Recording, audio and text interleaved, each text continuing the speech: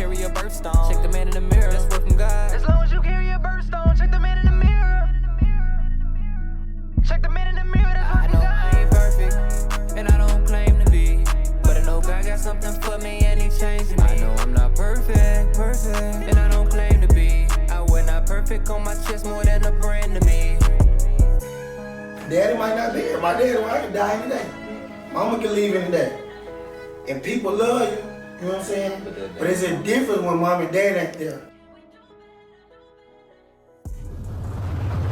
Look, it's Dray Johnson back with another episode of Not Perfect Podcast. Like I say, you might not be perfect, but you do have purpose. Today we got a real dope guest, special guest, serial entrepreneur, father, heck, police officer, and a real dedicated individual to the community. Deondre Goodwin, bro. How you doing, man? What's good? Man, listen, I want to get to know you a little bit, bro. I want to get to know some things like your drive, your purpose, where you from, and, you know, all that above. So my first question to you, like, you from Pine Bluff, but tell me where you grew up. From Pine Bluff, I'm going to say, I'm from all over, I ain't going to lie to you, but Yeah. for what I can remember, you know, I'm from St. John. Yeah. The bricks. They call it the bricks, you know. My mama, that's what she was able to afford back then. We Section 8 housing authority, and that's what we can afford. So, from what I can remember as a youngster started off in the bricks. Yeah. Back when it was tough, it was rough. I ain't gonna lie to you. I know y'all probably hear a lot of people talk about it, but it was rough. Yeah. And you know, that's where it started off, man. St. John, man. I could tell you some stories about the bricks for sure. Yeah. But that's where it started off. Being out of the bricks, bro, how did that shape you? Like, how did that groom you? And you know, you ever watch like a movie, a Tupac movie or back in the day movie, like Out There Brenda Got a Baby. Yeah. It was like, you know, real deal, like the struggle, like, you know, it was rough, but everybody was like family. But during that time, drugs was heavy. Yeah. You know, and that's when we saw drugs and gangs and, you know, people getting killed right there on them sidewalks back where that security guard used to be. Yeah. Man, my brother before me, he fell out the top of the apartment one time. That's when they had the little swing open doors. He was in the kitchen, my mom was downstairs, and he dropped some milk and he fell and hit the concrete, broke his leg real bad. That's a memory from back then. Then my older brother, my mama sued them because they had a park back then, and the slide had some metal and it broke and cut my brother behind. Got a lot of memories out there, man, but I used to be scared of that back part back there in the cut. It used to be a lot going on. We used to hear all the commotion and all of the, you know, but it molds you, you know, it molds you because you appreciate now. Yeah. And I go back now and I see how quiet and dead it is. Matter of fact, I think they finna shut it down, but, you know, it was a foundation for sure to what I am today, for sure. What morals did you learn there? Like, I know you said that's all mama could afford at the time. And it's like, man, everybody was family when you was a kid like me. Mm-hmm. You know, mama wasn't there, you know, I ain't have my dad. I know we probably gonna get into that, but I ain't have my daddy, so I had mama, but mama was still trying to figure it out. So we was raised by everybody out there. Really, every neighborhood we went to, we was raised out there. Everybody after my grandma, which I call her my grandma. She's not actually my blood grandma, but she the one who took us in when, you know, scan, and they called it scan back then, but DHS was finna take us. And everybody just raised. So when you had parents or younger parents back then, and they know mama them was still running or doing their thing, everybody looked out for everybody because they didn't want them folks coming taking over your kid, no matter how bad it was. A real community. It was a community, but it was a lot of beef going on, but everybody still came together.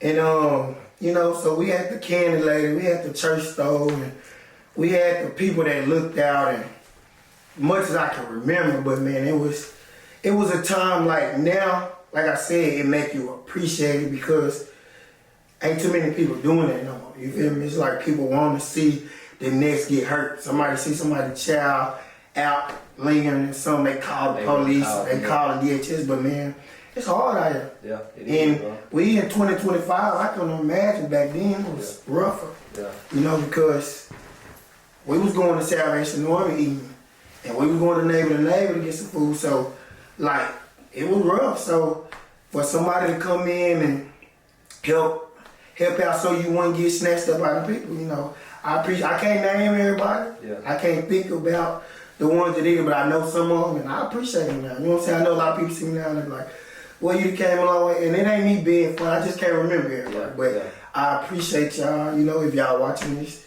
But we came together. So and I was the youngest of folks, so I was the baby. Yeah. And my sister, I got one sister and two, they had their dad. I ain't had my dad, so I was always left with people. So when mama was doing her thing, they was with their people. So I didn't see a lot, and I didn't pass around a lot, but you know, nobody never just did nothing too foul to make me happy. Right. So it was all love. And see now, you had that experience, but you got kids of your own now. Like, I know you grind hard right now so that they won't even have to deal with it, right? For sure, and it's like I grind hard and I work hard, but I don't let them get that feeling of I can just get whatever. Yeah. I make them work. Yeah. You know, I make them work and I'm on that butt, you know, in the grace because life will take you fast. It will. Daddy might not be here. My daddy might die any day. Yeah. Mama can leave any day. And people love you, you know what I'm saying? But it's a difference when mom and dad ain't there. Yeah. Auntie can send you home. Grandma can love on you, feed you, send you home. Because they got a life too. But ain't nothing like that mom and dad. So while I'm here, I'm instilling like, this will come with it when you do this. Yeah. When something don't go your way, you can't break down. When stuff going good, appreciate it. Because it ain't gonna always go good. And they kids, and sometimes I tell myself like I'm too hard on them, but maybe I'm not. Nah, because life ain't gonna be hard on them. Hey, let me tell you, I told myself, I said, dang, you gotta stop being so hard on them kids. And then I started seeing the grades change. Yeah. I started being respectful. I started seeing them go out in the public, be respectful. So I'm like, man, I don't need to. You know what I'm saying? Because one thing about boys, I got a lot of boys. Mm-hmm. One thing I noticed, they'll get over on a woman if they let them. How many boys you got? I got 4 boys. 4 boys. 4 boys, man. I got 4 boys. My oldest 12, my youngest 2. And I treat y'all know what I'm saying. The 2-year-old get treated like the 12, and the 12 get, cause hey man, I'm scared, bro. I'm scared like to get later on in life when I'm not able to say I should have did this. Yeah. So I'm gonna do it now. Yeah. So can't nobody tell me how to be a dad. Yeah. You feel me? Like I take whatever people try to give me, but I'm gonna raise mine. Yeah. You know, I'm not gonna beat them up and like make them feel little, but I'm gonna teach them and give it to them raw and uncut. You got to. And that's what I'm gonna do. You got to. And then like, so you mentioned not having your father. Is that something that you comfortable speaking on? For sure. I'm gonna go deep in it since we talk about it. This is my first podcast, so I'm gonna lay it out to you, man. And a lot of people wanna know.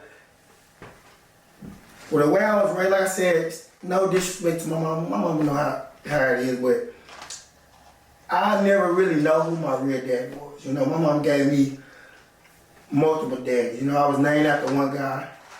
Then I was told of another guy, and you know, and I never really knew, but the one that I was named after, he passed away my senior year. Yeah.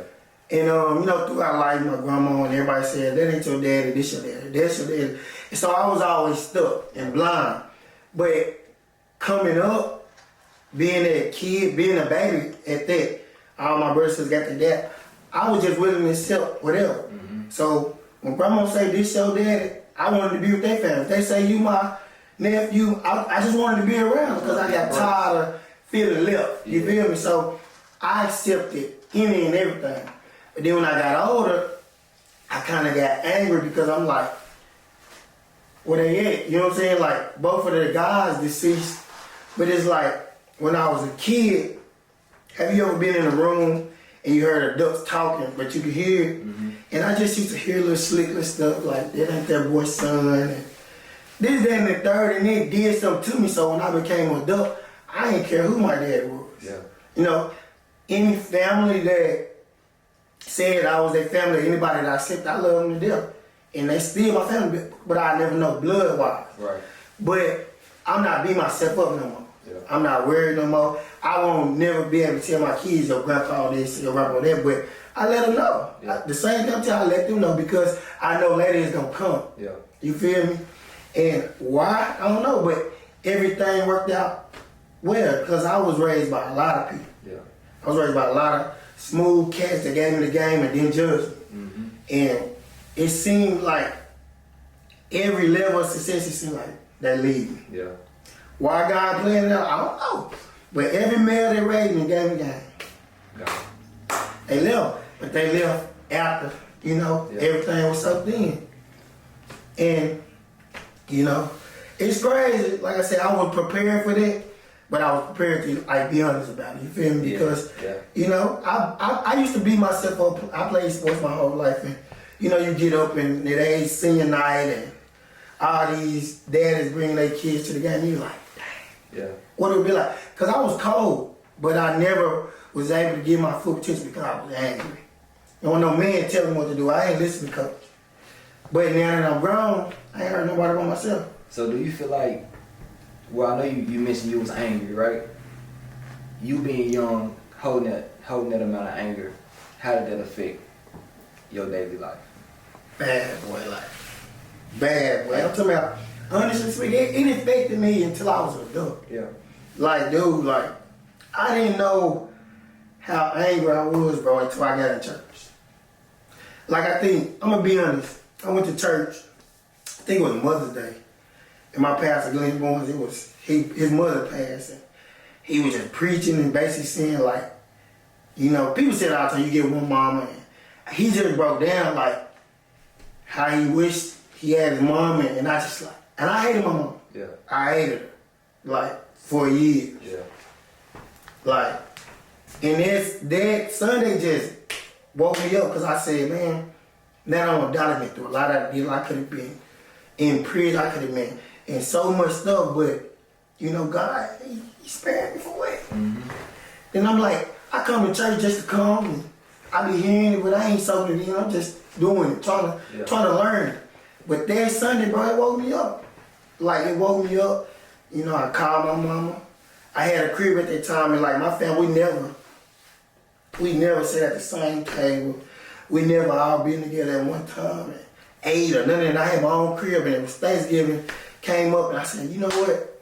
I want to invite my whole family. Yeah.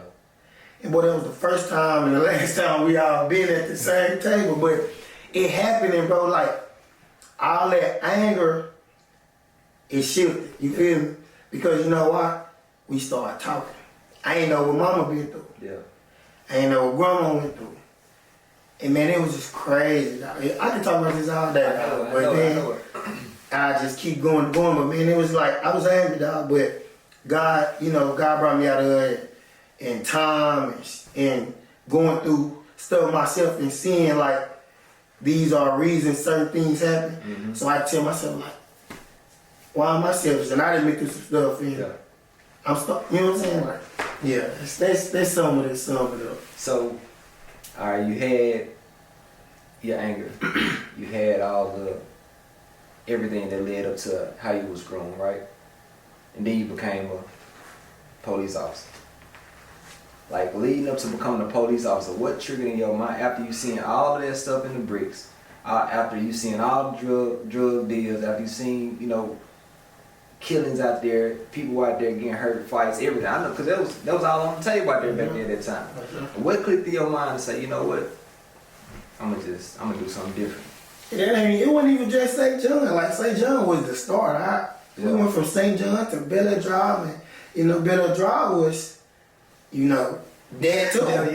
Yeah. St. John, I was a kid. Yeah. I was a baby, but Bel Air Drive was old enough to understand and see what's going on. First everything we kicking doors running, we stealing, we going to Kmart stealing. I ain't even get caught. My brother snitched on my grandma told me, but so much I could just remember before this good and it started to say, but Bel Air Drive is what molded me to I don't want to live that life no more. Yeah. But man, it's I became a police officer because I used to work at the prison. And I was coming from nothing I used to want to be around people that I thought had it or just wanted to be influenced. I wanted a different mindset. Like, I was never ashamed to hang around the ones they call nerds. Because I just, like, I know it comes to like, everybody that was in the street, we don't want to be in the streets. Yeah. If somebody tell you they want to be in the street, line, if they was in the street, you don't want to be in they lying. You want to be around the fun. Yeah. You want to be around the dudes, his family going on vacation. At least I wanted to. Yeah. I didn't want to do what I was doing. I done did so much slick stuff that don't nobody will never know. Because I didn't want to do it. I did it because I had to survive. Yeah. Like, honestly. And it's like, when I got my first big job at the prison, like, I was able to provide. Like, I ain't look back. Like, go back. When I graduated high school, I started going to get people. And this is going to make me sound so dumb. I remember getting my first big refund check. I ain't know nothing about refund check because I was going through the motions. Yeah. Like, I was just doing what I saw my partner. My partner was going to college, playing football. I'm like, we finna try. You know what I'm saying? Money called me. He said, you give me a little chance. Got out there, saw all them girls. And boy, I don't care about none of that no more. Right. Days go by, I see a long line at the hyper. What they doing? I'm trying to see something. What they doing? I called my homeboy Darren Kidd. Dude, why they lining up? He said, refund. What is that? He said, you know, you get paid. I'm like, do I get some money? Yeah. Because I'm here, but I'm not here. Right. Honestly speaking, I'm not here. I'm just doing it. Playing with emotions. This is a different life. Yeah. This ain't better drive no more. I'm out here with some out of town girls and different dudes. I'm talking to different languages that ain't even me. Yeah. I'm copying off these different. I'm just living life having fun. And man, I went and got in the line, bro. I got my first refund. Boy, I ain't looked back since. I ain't gonna lie to y'all, boy. I dropped out of school. Look, I went buy me a little car. Boy, I ain't looked back since. And I got that money, boy. And that's what started it. Then I found out I was having a baby. Yeah. I said, nah. I got scared. Because that's when I woke up. Like all the plan, everything I did. When I felt that I was at my first baby, I woke up. Yeah. Because I was a stepdaddy before I was a real dad. But it ain't nothing like having your own. Right. But when I felt that I had my baby, like it's so crazy because you hear people tell stories and it sounds so scripted. Like, but when I felt that I was having my first baby, bro, I think that's when I woke up. I think that's when I like didn't care about nothing I done been through. Yeah. I ain't care about nothing but it's my time to shine. Because throughout life, I always wrote this narrative in my head like, if I was a dad, if I had a dad. Because I had this one story, if I had a dad, this is what I asked him. Yeah. This is what I want to know. This is what I want to do. Then, as I got older, I said, when I become a dad, this is how I'm going to be. Yeah. This is what I'm going to do. So when it actually happened, you had to step up. Boy, I didn't want to be a failure. Yeah. Like, I didn't feel so much in life before then and didn't care. Quitting job, didn't care. Yeah. Losing it, didn't care. But when I felt that I had my first kid, bro, like, all I wanted to do was be successful because I wanted him, my first one at the time, to say like, my daddy got these cars. Yeah. My daddy do this for a living. My daddy cool. Have a daddy to brag on.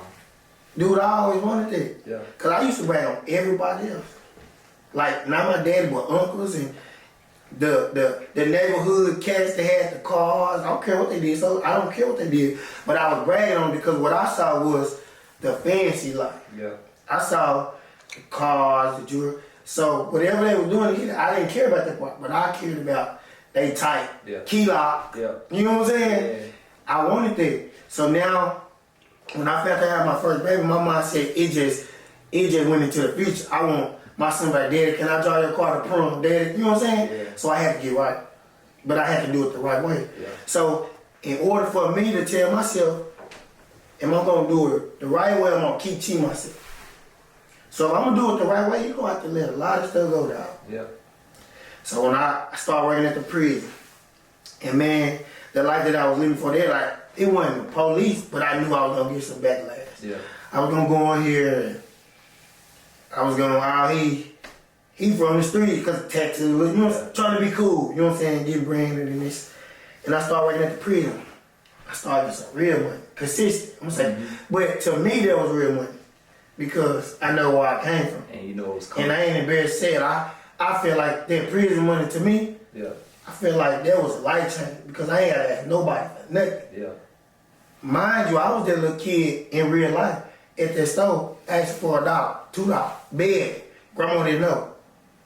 I ain't tell nobody. But I saw somebody begging before I started. Yeah. But I was calm and nice with it. I wasn't no bummy, but I was dirty, dusty little kid, but I was being nice. Man, no man, they was giving them dollars. Yeah. But, you know, I got older and I'm like, hey, started working like, I can buy my own stuff now. Yeah. And it just went from there, dog, and I started working at the prison and I lost my job, bro. I would tell y'all how I lost my job, but I don't get mad. But, bro, I lost my job on the ball, bro, because I know there's a lot of cats out there. You know how they say when you start doing good, something bad happens? Yeah. And it's like, that's why I don't vouch for everybody, but I vouch for some of the guys in the prison, and I vouch for some of the guys that get accused of stuff because I didn't get accused of something I know, like, I didn't do it. And I fought so hard, and it still never got overturned. Yeah. And it's like, me being a police officer now, and me living this life, I know there's some innocent people out there. Why? Because I know for a fact that I was wrongfully terminated, and I fought it. I'm talking about to the max, and nothing happened. They turned you. So, what they put in my mindset at? There's some people out here in prison for nothing, bro. Yeah. Because they don't have the tools to prove that they was innocent. And you really, you saying that jumped ahead on what I was going to ask you about being the police and the narrative that the police have and you being comfortable in that setting. For sure, because we gonna get to that. Yep. But I'm gonna tell you how I became a police officer. I was at the prison, and I was there a year plus, and I didn't got, like now, being a police, I got favoritism. Yeah. I know how to treat people. I'm in here to do my job and go home. I ain't here acting like someone I'm not. Yeah. I wasn't gonna do it. It'll never be me. Yeah. So I had favor on me. And the guy started trusting me and calling me, my nickname in the prison was Youngster at the time, Youngster. Yeah. Or Slim. I was a little skinny little dude, Slim. And I remember a cat got caught. Cat I don't even know. He got caught with a phone. And in that phone, he was texting another inmate. They was trying to pass some food or something. And the text message said, I'm gonna see if I can get my little nigga Goodwin to bring it over there on his break. Never was asked, can I? Because I probably would have got, because it's food. Right. I would have searched it, make sure wasn't nothing in it. Because I used to always tell them, I don't want to let nobody starve. Yeah. I ain't gonna let nobody, you know what I'm saying, not get what they need. Right. So if I would have passed it in real life, I would have passed it. But I would have checked for country, I would make sure wasn't nothing in it. But the fact of the matter is, I never even was asked to do nothing. Mm-hmm. But since in that text it said, my little nigga, I'm gonna see if I get my little nigga good. It made it look like They said you cool with them and you pat. So I fought it. I said, y'all got cameras. Run the cameras back. I said, if y'all find anything on the camera, me even going to this guy's cell, going out, going across the hall, you can turn them and take my last check and everything. They didn't. I was young and I was hired, so I got mad. Mm-hmm. So guess what they did? Oh, we gonna send you, put you on this lie detector test. It was like a polygraph where you only say yeah or no. Yeah. And they said it's based off your nerves and your vibration and your voice. So I was nervous because I'm like, why I gotta do all this? Y'all got cameras. Right. Y'all got all this equipment. Why y'all just wanna take that route? So in my mind, y'all want me gone. Mm-hmm. I'm cool, they calling me, modeling me, they send all this slang to them in this professional standard. So I ain't serious. And I never once did nothing wrong, but I was just making my way through there. Yeah. So I got fired, I flunked the little test, I still fought it. Did everything I could, I never got it back. And I lost everything. I took my last check and opened a car wash that was slip and slide. Yeah. I opened that mug up. And I was making enough to pay my bills, but I was just making. Mm-hmm. And like I said, I got in the church. And I think a year went by, some time went by, and I was in church. I was going faithful in because when you're going through stuff, church feel good. Like when you done been through some stuff, everything the pastor told me, like he talking to you. Yeah. I'm in there crying 1 week, next week I'm in carried to the next. Hey, it's gonna be better now. So it was like, it became therapy. Yeah. I'm in there like, this for me. Yeah. Like, I'm telling Pastor Boy, like, what you need? I like this. Like, because I didn't listen to then, now I listen to a lot of people, but during that time of finding myself and going through it, like Obama and my parents, they were the only two men I really just ever, like, could listen to everything they were saying. Yeah. I'd hear you, but I wouldn't understand it. But, like, Pastor Boy and Obama at the time, it's like I could hear everything them dudes were saying. Like, who is these niggas? Yeah. Them niggas was tight. So I was in the church like famous. So Ivan Whitfield, he was the chief of police at the time, and he had just joined upon here. I don't know what church he used to, but God sent him over there. Yeah. And he came to me, and my pastor was like, "Hey, you want to be police?" No, I don't want to be no police. What do I look like? Pride. Yeah. You know what I was taught. Yeah. No, they wouldn't dare hire me because I've been locked up before. I had got a disorderly conduct and BS. Yeah. And I ain't scared to talk about it now. Yeah. It was BS. And I brought it up, and you know, I'm cool with the person that locked me up now. But I told him about it. I told him it was wrong. And you know, it is what it is. But you know, at that time being in the church, right place, right time, right people. It's all about who you know sometimes. Yeah. And I tell anybody, we heard that our whole life, but that's true. Sometimes all about who you know. Mm-hmm. Cause when God, hey, When he got something for you, it's for you, dog. Yeah. And like I said, I remember Whitfield came to me. He said, "You want to be the police?" I said, "Man, they ain't gonna hire me." He said, "Who is they?" I said, "The police department." He said, "You know who I am?" I said, "They told me you work for." But being first, you don't know no chief and lieutenant, and you don't know that. Yeah. I didn't. Right. I hear them saying, I'm like, "Yo, what's up? What's up, Sarge?" I'm just saying. Yeah. Like, it take me a minute to catch them, so I can be saying it or make it seem like I know what I'm talking about. I don't be knowing that. I'm just going through the most. I catch somebody, I was like, "What's the lieutenant? Yeah. What's the Sarge?" You know? But I act like I know when I'm talking to him. But, you know, he gave me a chance, dog, and I told him, like, "You give me a chance, dog." At the time, so my mama ain't gonna mess it up. That's what I told him. Yeah. Like, give me a chance. Cause now, I got a point to prove. The prison finna see me in a police uniform. Yeah. I ain't care about no street niggas. I ain't care about saying, "Oh, he used to do this." I didn't care. They was none better than me. Cause I know how that prison money made me feel. Right. So now I'm finna be on another level where I ain't stuck in no building. I get to pull up on grandma and look at me. I get to brag in a different way. Yeah, Cause I never care about what people say. Right. Now it's my time to make my people feel like I'm proud of you, boy. You know what I'm saying? And I took that opportunity, man, but I was so scared because I'm like, I want to do it. I want to do it because I want to make them happy. But what finna come with it? Mm-hmm. Am I smart enough for this? Am I really ready for this? I thought I was. I got that opportunity. My first time, I went in there and I took that entry level test. I was so scared, boy. I was nervous. When I say I got the worst tests out, I can know it, dog. And still mess up because I'm like, this is a trick question. Yeah. And whole time they probably trying to get me. I always feel like somebody was trying to get me. I don't know why. They don't want me to have this. So it ain't this, it's this, because it's too easy. Yeah. So I ran out of time. I ain't fly, I ran out of time. I feel like a failure, boy. Like, dang, I didn't tell everybody I'm finna be the police. Like, now everybody know, like, went back. I told Chief, like, you know, I ran out of time. I told him why. I kept it real with him. A week. Time went by. He said, "Give us time." I think like 2 months went by. He said, "You ready?" Oh, for sure. So I'm 8 years in. I can tell what I did now. Yeah.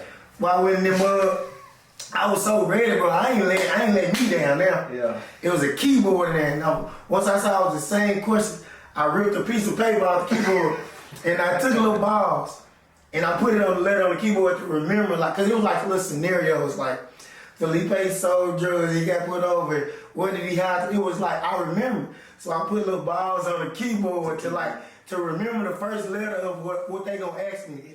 Boy, I killed that test. Boy, like I told my I killed it. If you're enjoying what you're watching here on the Not Perfect Podcast and want to see more, do me a favor. Subscribe to us on YouTube, like and follow us on Facebook, and also follow us on Instagram. Listen, don't be selfish. Give us a share. This is one of those things you just can't keep to yourself. I ain't perfect, but I know God is. He more than amazing. No Batman and Robin. He more than my sidekick. He the reason I'm breathing. When I gave up